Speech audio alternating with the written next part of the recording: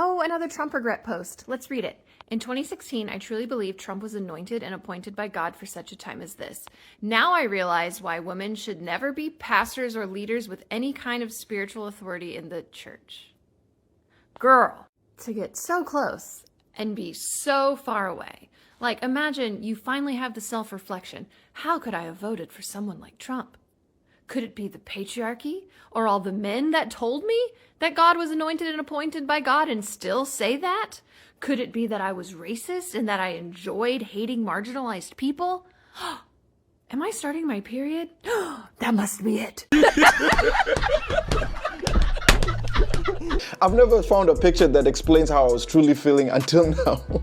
Wow, I'm not usually flabbergasted by these posts, but this one kind of stopped me in my tracks. Well, to be fair, maybe she shouldn't be a pastor or a leader, so she's at least correct about one certain woman. Wow, how did she go from a man is super problematic right into, oh, so the problem is definitely a woman? I can see a lot of people being offended by Trump. Trump's not perfect. He's not perfect. He's just literally breaking the very first commandment. I don't think Trump thinks he's Jesus or anything like that. Yeah, I think he he posted it thinking it was a beautiful picture. Turns out Trump also denied the Jesus comparison. It was me. I did post it, and I thought it was me as a doctor. He posted it because he thought he looked like a doctor. I You see call a making our healer. country He's well here again. to heal the sick. He's beautiful. He looks like a doctor.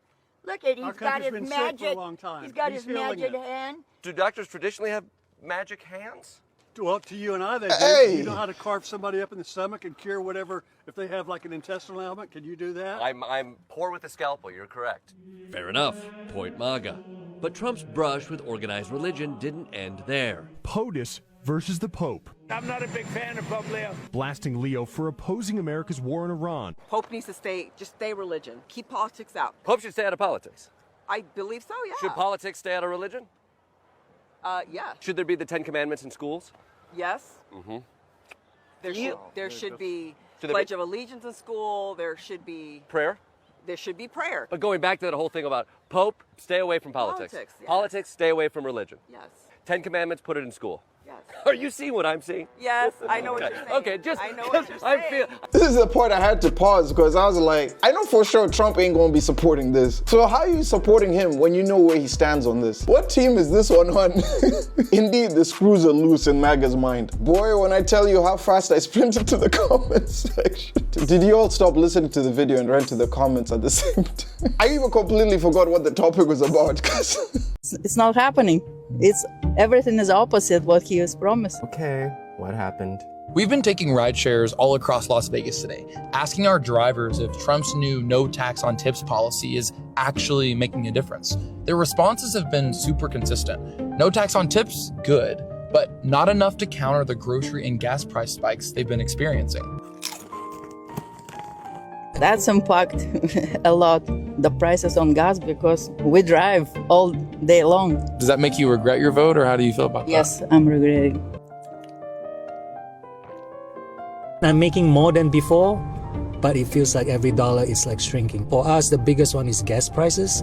Vegas is very expensive with gas. You know, the whole no taxes on tip thing probably sounded really good on paper, but in reality, even though you're getting no taxes on tip, in exchange you're getting higher gas prices. And depending on how much these people earn in tips and how much they drive for gasoline, it kind of cancels each other out if you think about it. So the lady in that video, she's definitely a rump voter, and then the Asian guy says he's a conservative, but knowing a lot of the older Asian population, they probably voted for rump too. Which means that they probably voted in favor of low gas prices, and in exchange got the opposite of higher gas prices when it comes to the conflict that's going on in the Middle East. But this is just another episode in the daily saga of FAFO, where I bring you stories of MAGA voters that have entered the find out phase of their vote. Guys, follow Philip Talks About Things. He's hilarious. He always makes these compilations, so I want to give him a shout out. But I noticed something. I guess it's the POCs, people of color, that seem to have been duped into all of this, thinking that they were going to get some benefits voting for Trump, and then now look at them. Y'all know what y'all did. Y'all didn't want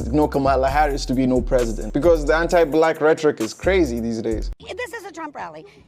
If you don't like it, don't come here to protest. Don't come if you're uneducated and you don't know what you're talking about. You would rather they just didn't come here? I would rather them not come here.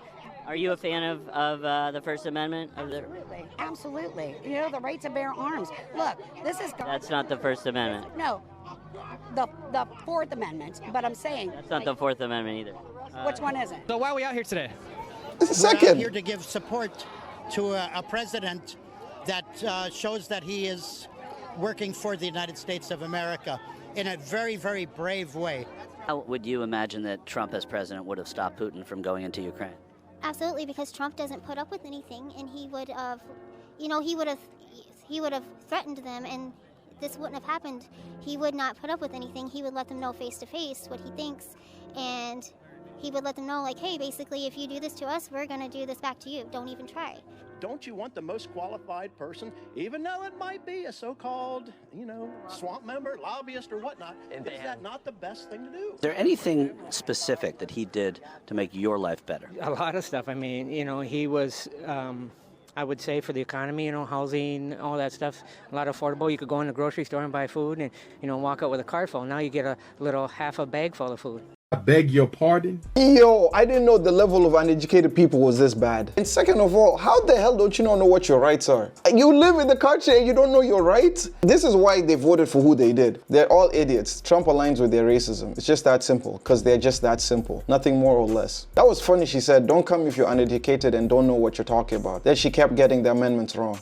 Trump was my choice, and now it's my biggest regret. I regret helping put him back in power. At the time, I believed the promises. I believed he stood for us. But looking at it now, it feels like a betrayal. I'll be tormented for a long time by the fact that I played a role in getting Trump elected. And I want to say that I'm sorry for misleading people. That's the hardest part. Feeling like we were needed for votes, but not valued after. He speaks about strength, loyalty, and putting the country first. But when you really pay attention, it's obvious who comes first. His own interests, his image, and his alliances beyond our borders. Meanwhile, those of us who believed in him, who showed up, who voted, we're the ones left dealing with the fallout. I'm done pretending otherwise. Supporting him was a mistake, and I know more people are starting to come to the same conclusion. Because while ordinary Americans are struggling, rents rising, food prices climbing, healthcare becoming harder to afford, our tax money keeps flowing overseas. Billions spent on foreign conflicts while families here are just trying to stay afloat. That's not America first. That feels like America being left behind. Wait, is this real? Now, mind you, there are videos of Tucker Carlson apologizing about this. And you and I and everyone else who supported him, you wrote speeches for him, I campaigned for him. I mean, we're implicated in this for sure. Yes. It's not enough to say, well, I changed my mind, or like, oh, this is bad, I'm out.